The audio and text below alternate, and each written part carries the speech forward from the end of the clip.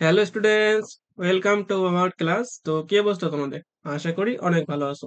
তো আমরা বীজগাণিতিক রাশি নিয়ে পড়াশোনা করছিলাম। তো আজকে আমাদের এই বীজগাণিতিক রাশি অধ্যায়ের একদম লাস্ট ক্লাস। তো আজকের ক্লাসটা করলে আমাদের বীজগাণিতিক যে রাশির যে অধ্যায়টা আছে সেটা অফিসিয়ালি শেষ হয়ে যাবে। তো এর পরবর্তীতে তোমরা কোন অধ্যায়ের ক্লাস চাও সেটা অবশ্যই কমেন্ট বক্সে জানাই দিবে। তো চলো আমাদের আজকের ক্লাস শুরু করা যাক। তো আজকের ক্লাস আমাদের 15 নম্বর ম্যাথটা আছে। এই 15 নম্বর ম্যাথটা করলে আমাদের আজকের ক্লাস শেষ, অর্থাৎ এই অধ্যায়টা এখানে শেষ হয়ে যাবে। তো 15 নম্বর ম্যাথে কি বলছে যে চলক এক্স এর দুইটি বহুপদী, একটা দেওয়া আছে পি অফ এক্স, এটা একটা রাশি দেওয়া আছে, আর একটা কিউ অফ এক্স একটা রাশি দেওয়া আছে। এখন প্রশ্ন বলছে কি যে ক নম্বর প্রশ্নে পি অফ এক্স কে আদর্শ রূপে লিখে এর মুখ্য সহগ নির্ণয় করো।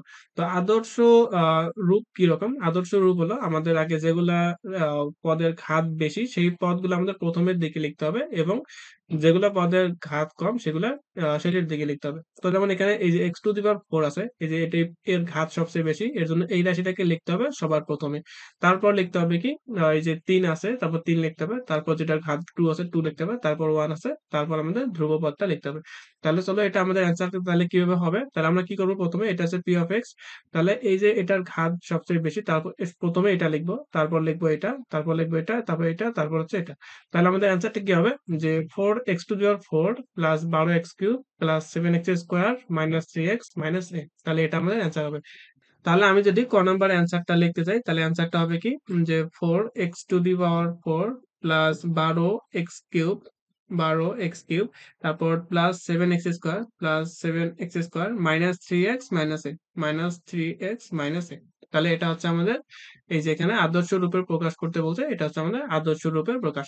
এরপর বলছে কি যে মুখ্য সহগ নির্ণয় করো।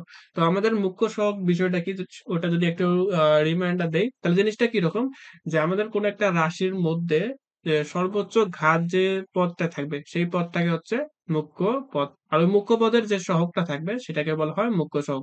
তাহলে এখানে দেখো সবচেয়ে ঘাত কোনটার আছে বেশি, এই যে পদটা আছে এই পদটার মধ্যে এক্স এর ঘাত সবচেয়ে বেশি। তাহলে এখানে যে x to the power four আছে, এই x to the power four এর যে সহগ যেটা থাকবে সেটাই হচ্ছে আমাদের মুখ্য সহগ। তার মানে এখানে x to the power four এর সহগ হচ্ছে ফোর, তাহলে আমাদের এখানে মুখ্য সহগের মান কত হবে? মুখ্য সহগের মান হবে ফোর। তাহলে মুখ্য সহগ হবে ফোর। তো আশা করি বুঝতে পারছি। তো আরেকবার যদি বলি যে মুখ্য পদ কাকে বলে, যে কোনো একটা রাশির মধ্যে সর্বোচ্চ ঘাত সংবলিত যে পদটা থাকবে সেটা হচ্ছে মুখ্য পদ। তার মানে এখানে এই যে four x to the power four আছে এটাকে বলা হয় মুখ্য পদ। আর মুখ্য পদের এক্স এর যে চলকটা আছে ওই বা যে চলকটা আছে ওই চলকের সাথে যে সহগটা থাকবে সেটা হচ্ছে আমাদের মুখ্য সহগ। তার মানে এখানে এক্স আছে আমাদের চলক, যার ঘাত আছে ফোর। এই x to the power four এর আমাদের সহগ হচ্ছে ফোর, এর জন্য আমাদের মুখ্য সহগ হবে ফোর। তার মানে অ্যান্সার হবে ফোর। এরপর আসা যাক আমাদের খ নম্বর প্রশ্নে। এখানে বলছে কি যে পি অফ এক্স এর একটি উৎপাদক এক্স প্লাস টু হলে এ এর মান নির্ণয় করো। অর্থাৎ এখানে আমাদের পি অফ এক্স একটা রাশি দেওয়া আছে, এই রাশিটার যদি একটা উৎপাদক যদি এক্স প্লাস টু হয় তাহলে এ এর মান কত সেটা আমাদের নির্ণয় করতে হবে। তাহলে দেখো এখানে আমি যদি পি অফ এক্স কে আদর্শ রূপে আমি যদি সাজিয়ে নেই তাহলে আমি পি অফ এক্স কে এই আকারে পাবো। তো এখন বলছে যে এটার একটা উৎপাদক যদি আমাদের এক্স প্লাস টু হয়, এটা যদি একটা উৎপাদক হয় তাহলে আমাদের এই এ এর মানটা কত সেটা আমাদের নির্ণয় করতে হবে। তো আমরা উৎপাদক উপপাদ্য থেকে শিখছিলাম যে কোনো একটা রাশির উৎপাদক যদি এক্স প্লাস টু বা এক্স প্লাস এ এক্স প্লাস বি হয় তাহলে আমরা সেটাকে এক্স ইকুয়াল টু জিরো ধরে নেব। তাহলে x plus two is equal to zero ধরবো, এখান থেকে আমরা এক্স এর মান পাচ্ছিল মাইনাস টু। তাহলে আমাদের এই পি অফ মাইনাস টু এর মানটা আমাদের জিরো হবে। তাহলে আমরা যদি বাংলা হিসেবে লাইনটা লিখতে চাই তাহলে কি লিখবো, আমরা লিখবো যে এক্স প্লাস টু যদি পি অফ এক্স এর একটি উৎপাদক হয় তাহলে p of minus two is equal to zero হবে। তোমরা এইখানে এই যে লাইনটা লিখবা যে এক্স প্লাস টু যদি পি অফ এক্স এর একটি উৎপাদক হয় তবে p of minus two is equal to zero হবে। তো তোমরা এখানে মাঝখানে ওই লাইনটা লিখে নিও, আমি যেটা মুখে বললাম সেখানে এই লাইনটা লিখে নিতে হবে। তো এরপর আমরা কি করবো, এখানে যে এক্স এর জায়গায় আমি যেহেতু মাইনাস টু বসাইছি, এখন এই যেখানে যেখানে এক্স আছে সেখানে সেখানে আমরা সব জায়গায় মাইনাস টু বসাবো। তাহলে দেখো এখানে ফোর আছে, four x to the power four, তাহলে আমরা লিখবো four minus two to the power four, তারপর প্লাস 12 মাইনাস টু এটার উপর দেবো আমি কিউব, প্লাস 7 মাইনাস টু এর উপর দেবো square, minus three into minus two minus হচ্ছে a is equal to zero. Zero কেন, এই যে আমাদের এটা বলতে দেওয়া আছে যে যদি এটার উৎপাদক হয় তাহলে ইজ ইকুয়াল টু আমাদের কি জিরো হবে। তো আশা করি এতটুকু বুঝতে পারছো। তো এখন জাস্ট বাকিটুকু ক্যালকুলেশন করে আমাদের এখান থেকে এর মানটা নির্ণয় করলে আমাদের কাজ হয়ে যাবে। তাহলে এখান থেকে যদি আমি ক্যালকুলেশন করি, টু এর উপর যদি আমি এখানে পাওয়ার যদি ফোর দেই তাহলে সেটা আসবে হলো ষোলো।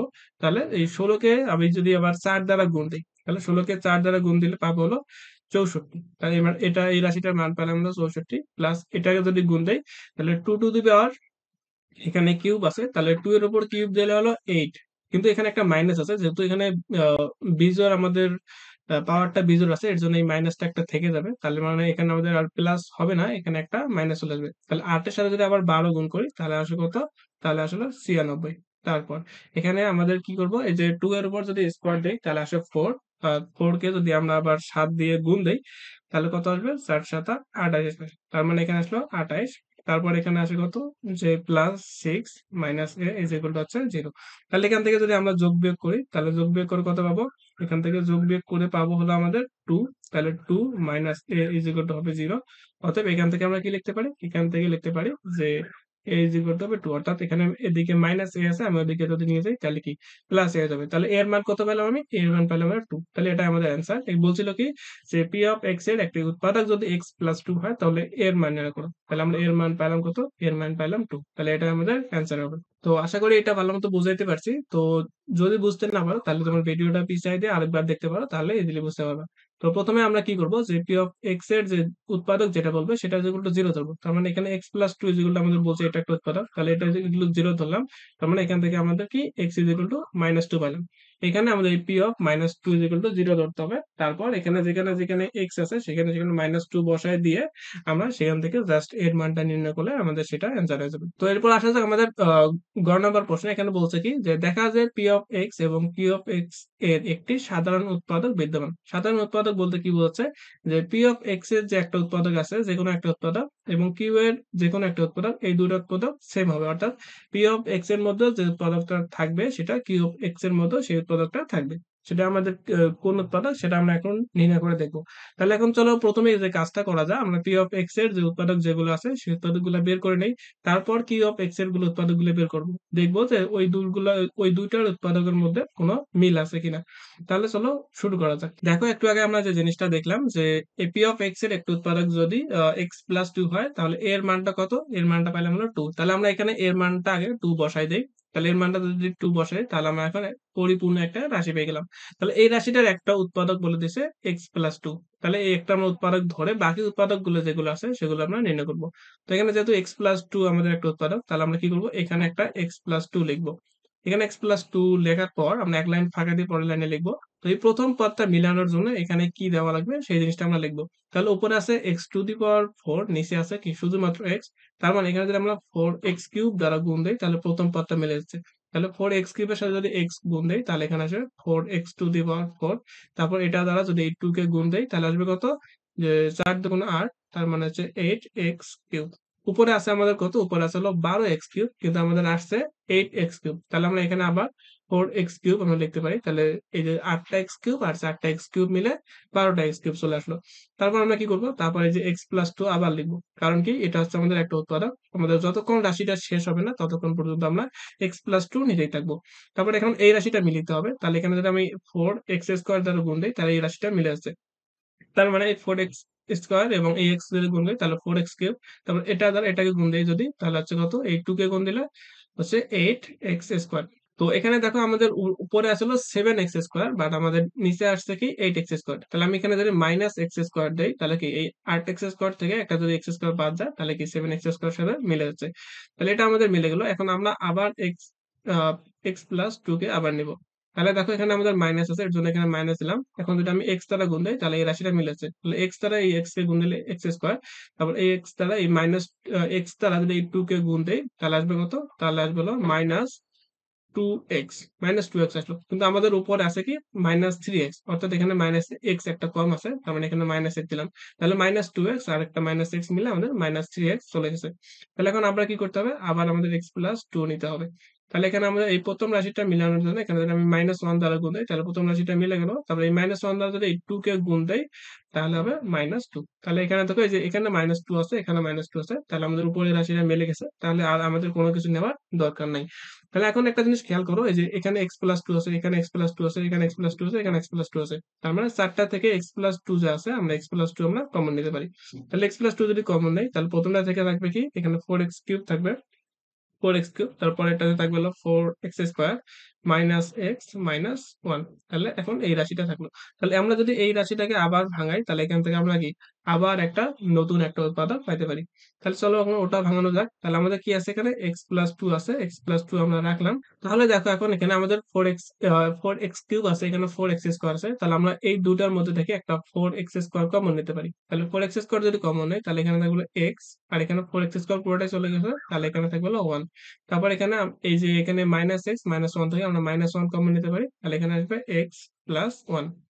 তাহলে এখানে দেখো এখানে x+1 আছে, এখানে x+1 আছে, এর জন্য আমরা এই দুটা থেকে একটা x+1 কে কমন নিতে পারি। আগে আমাদের x+2 যা ছিল তাই লিখলাম, এবার x+1 আমি কমন নিলাম। তাহলে x+1 কমন নেওয়ার পর এখানে থাকতেছে 4x² মাইনাস হচ্ছে 1। তাহলে আমাদের এখানে একটা রাশি পেয়ে গেলাম। তো এটাকে আমরা আরো ভাঙাইতে পারি, আবার যদি নাও ভাঙাই তাও অসুবিধা নাই। তাই আমি একটু শেষ পর্যন্ত ভাঙাই দেই। তাহলে এখানে x+2 আছে, তারপরে এখানে x+1 আছে। এটাকে আমরা কিভাবে লিখতে পারি, এই 4x² আমরা লিখতে পারি 2x, এটার উপর স্কোয়ার দিলাম, মাইনাস 1 এর উপর স্কোয়ার দিলে কোনো অসুবিধা নাই, আমি 1 এর উপর একটা স্কোয়ার দিয়ে দিলাম। তাহলে এখানে একটা সূত্র পড়ছে যে a² - b²। তো আমরা a² - b² সূত্র কি জানি, a² - b² সূত্র জানি a+b ইন্টু a-b, a-b। তো এখন আমি জাস্ট ওই সূত্রটা যদি ভাঙাই, তাহলে আমাদের অ্যান্সারটা চলে আসতেছে। তাহলে এখানে x+2, x+1, তারপর এখানে কি হবে a+b, a বলতে এখানে 2x, তাহলে 2x+b, তার মানে এখানে b এর মান 1, তাহলে 2x+1, তারপর a-b, তাহলে 2x-1। তাহলে এটা হচ্ছে আমাদের একটা, এই যে আমাদের p অফ x এর রাশিটা ছিল সেটা হচ্ছে উৎপাদকের বিশ্লেষণ। তাহলে এখান থেকে আমরা p অফ x কে উৎপাদকের বিশ্লেষণ করে এখান থেকে আমরা 4টা উৎপাদক পাইলাম। তাহলে 4টা উৎপাদক পেয়ে গেলাম। তাহলে একটার কাজ আমাদের অলরেডি শেষ। এখন আমাদের কিউ অফ এক্স এর উৎপাদকগুলো বের করতে হবে। কিউ অফ এক্স এর উৎপাদকগুলো যদি বের করতে হবে, যদি বের করে আমরা দেখি যে দুইটা উৎপাদকের মধ্যে মিল আছে, তাহলে আমরা বলবো যে এই দুইটার মধ্যে একটা সাধারণ উৎপাদক আছে। আর যদি না থাকে তাহলে বলবো আমাদের সাধারণ উৎপাদক নেই। তো চলো কিউ অফ এক্স এর উৎপাদকগুলো বের করা যাক। তাহলে দেখো এখানে আমাদের কিউ অফ এক্স যে রাশিটা দেওয়া আছে সেটা হচ্ছে 6x cube plus x² minus 9x plus 26। তখন এই রাশিটার আমাদের উৎপাদক বের করতে হবে। তো আমরা একটা কাজ করি, আমরা ধরে নেই যে x+2 পি অফ এক্স এর একটা উৎপাদক। অর্থাৎ এই যে পি অফ x+2 যে আছে এটা কিউ অফ এক্স এর একটা উৎপাদক, পি অফ এক্স নয়, কিউ অফ এক্স এর একটি উৎপাদক। তো x+2 যদি কিউ অফ এক্স এর একটি উৎপাদক হয়, তাহলে কি হবে আমাদের কিউ অফ -2 = 0 হতে হবে। তো এটা কিভাবে পেলাম, এই যে একই কাহিনী যে x+2 আমাদের 0 ধরতে হবে, এখান থেকে আমরা x এর মান পাবো হলো -2, এর জন্য কিউ অফ -2 আমাদের 0 হইতে হবে। তো আমরা আগে কিউ অফ -2 এর মান বের করে দেখি, যদি এই মানটা আমাদের 0 হয় তাহলে আমরা বলবো যে x+2 কিউ অফ এক্স এর একটি উৎপাদক। আর যদি আমাদের কিউ অফ -2 এর মান যদি আমাদের 0 না হয়, তাহলে আমরা বলবো যে x+2 কিউ অফ এক্স এর একটি উৎপাদক নয়। তাহলে আমাদের এখন কি করতে হবে, কিউ অফ -2 এর মান আমাদের বের করে দেখতে হবে এটা 0 আসে কিনা। তাহলে কিউ অফ -2 এর মান কিভাবে দেখবো, এখানে যেখানে যেখানে x আছে সেখানে সেখানে আমরা -2 বসাই দেবো। তাহলে 6 গুণন -2 কিউব, তারপর প্লাস -2, এটার উপর হচ্ছে square, minus 9 minus x plus হচ্ছে 26। তাহলে আমি এই রাশিটার মধ্যে আমি যেখানে যেখানে এক্স আছে সেখানে সেখানে -2 বসাই দিলাম। তো এখান থেকে তোমরা ক্যালকুলেশন করে দেখবা যে এখান থেকে আমাদের 0 আসতেছে। তাহলে যেহেতু আমাদের 0 আসতেছে, তাহলে আমরা বলতে পারি যে x+2 হচ্ছে আমাদের কিউ অফ এক্স এর একটি উৎপাদক। তাহলে আমরা কি পেলাম যে x+2 হচ্ছে কিউ অফ এক্স এর একটি উৎপাদক। তাহলে এখান থেকে আমরা অলরেডি বলে দিতে পারি যে পি অফ এক্স এবং কিউ অফ এক্স এর মধ্যে একটা সাধারণ উৎপাদক আছে এবং সাধারণ উৎপাদকটা হচ্ছে x+2। তো আমি তোমাদের আরো ভালো করে বোঝানোর জন্য আমরা এই কিউ অফ এক্স যে রাশিটা আছে সেটার উৎপাদকটা একটু যেগুলো আরো বাকি যেগুলো উৎপাদক আছে সেগুলো আমরা একটু বের করে দেখতে চাই। তাহলে যে রাশিটা দেওয়া আছে এখানে দেখো যে 6x cube plus x² minus 9x plus 26। তো এই রাশিটার আমরা বাকি যে উৎপাদকগুলো আছে সেই উৎপাদকগুলো আমরা নির্ণয় করে নিই। তাহলে আমাদের এই রাশিটা দেওয়া আছে, এখন এই রাশিটার আমরা উৎপাদকগুলো নির্ণয় করব। তো একটু আগে আমরা দেখলাম যে x+2 হচ্ছে কিউ অফ এক্স এর একটি উৎপাদক। তাহলে আমরা এখানে আমরা x+2 প্রথমে নিয়ে নিব। তাহলে x+2 নেওয়ার পর আমাদের এই প্রথম পদটা মিলাইতে হবে। তার মানে এখানে যদি আমি 6x দ্বারা x² দ্বারা গুণ দেই, তাহলে এই প্রথম পদটা মিলে যাচ্ছে। তাহলে 6x² দ্বারা x কে যদি আমি গুণ দেই, তাহলে আসবে হলো 6x কিউব। তারপর এই 6x² কে আমি যদি 2 দ্বারা গুণ দেই, তাহলে কি আসবে, তাহলে আসবে হলো 12x²। তাহলে 12x²। কিন্তু উপরে আছে কি, উপরে আছে শুধুমাত্র x², কিন্তু আমাদের অলরেডি 12টা x² নিয়ে গেছি। তাহলে আমরা যদি এখানে 11টা x² বিয়োগ করে দিই, তাহলে আমাদের কি এই যে উপরে যে শুধুমাত্র x² আছে সেটা আমাদের কি মিলে যায়। তাহলে আমাদের এখন কি করতে হবে? আবার x+2 আমাদের নিতে হবে। নেওয়ার পর এখানে এই রাশিটা মিলাইতে হবে। তাহলে এখানে মাইনাস আমি 11x দ্বারা যদি গুণ দেই, তাহলে দেখো প্রথম রাশিটা মিলে যাচ্ছে। তাহলে আমি যদি 11x দ্বারা যদি এই x কে গুণ দেই, তাহলে আমি 11x² পাচ্ছি। তারপর এই 11x দ্বারা যদি এই 2 কে গুণ দেই, তাহলে এখানে একটা মাইনাস আছে, প্লাস মাইনাসে মাইনাস হয়ে যাবে। তাহলে এখানে হবে 22x। কিন্তু আমাদের দেওয়া আছে কত? দেওয়া আছে -9x, কিন্তু অলরেডি আমাদের -22x হয়ে গেছে। তাহলে আমি যদি এখানে প্লাস 13x করে দেই, তাহলে 22 এর থেকে যদি 13 যায়, তাহলে আমাদের কত? 9x আসতেছে। অর্থাৎ -22x প্লাস 13x যদি করি, তাহলে আমরা কি -9x পেয়ে যাবো। তো এখন কি করতে হবে? এখন আমাদের আবার x+2 নিতে হবে। এখন আমাদের এই যে 13টা মিলাইতে হবে। তাহলে আমরা কি করব? যে প্লাস 13 দ্বারা গুণ দেব। তাহলে 13 আর x যদি গুণ করি, তাহলে 13x আসবে। এই 13 আর এই 2 যদি গুণ করি, তাহলে আসবে কত? তাহলে আসবে হলো 26। তো এখানকার শেষ পদ আর এখানকার শেষ পদ অলরেডি মিলে গেছে। তাহলে আমাদের আর নতুন করে কোনো কিছু ধরার দরকার নাই। এখন এতটুকু আমাদের শেষ করলে হয়ে যাবে। তাহলে এখানে একটা x+2 আছে, এখানে x+2 আছে, এখানে x+2 আছে। তাহলে আমি একটা x+2 কমন নিলাম। তাহলে একটা x+2 কমন নিলে আর কি থাকতেছে? এখানে থাকতেছে হলো 6x² মাইনাস 11x প্লাস 13। তো এই যে আমাদের আরেকটা রাশি পেয়ে গেলাম। তো এটাকে চাইলে আমরা আরো ভাঙাইতে পারি। তো ভাঙানোর দরকার নাই। তাহলে আমরা একটু আগে যে P অফ x এর যে উৎপাদকগুলো দেখছিলাম, সেখানেও দেখছিলাম যে একটা উৎপাদক আছে কি x+2। এখন আমরা এই যে Q অফ x কে উৎপাদকে বিশ্লেষণ করলাম, এখানেও আমরা দেখতে পাচ্ছি যে x+2 একটা উৎপাদক হিসেবে আছে। তাহলে আমরা বলতে পারি যে P অফ x এবং Q অফ x এর একটি সাধারণ উৎপাদক আছে। আর আমরা বলে দিতে পারি সেই উৎপাদকটা হচ্ছে x+2। তো আশা করি ভালো মতোই বুঝাতে পারছি। তো ক্লাসটা যদি ভালো লেগে থাকে, তাহলে অবশ্যই ভিডিওতে লাইক করে দিবা এবং ফ্রেন্ডদের মাঝে শেয়ার করে দিবা এবং এই চ্যানেলটা অবশ্যই সাবস্ক্রাইব করে দিবা এবং পরবর্তীতে কোন অধ্যায়ের ভিডিও চাও সেটা অবশ্যই কমেন্ট বক্সে জানিয়ে দিবা। তো দেখা হচ্ছে নতুন একটা অধ্যায়ে। তো ততক্ষণ পর্যন্ত ভালো থাকো। আল্লাহ হাফেজ।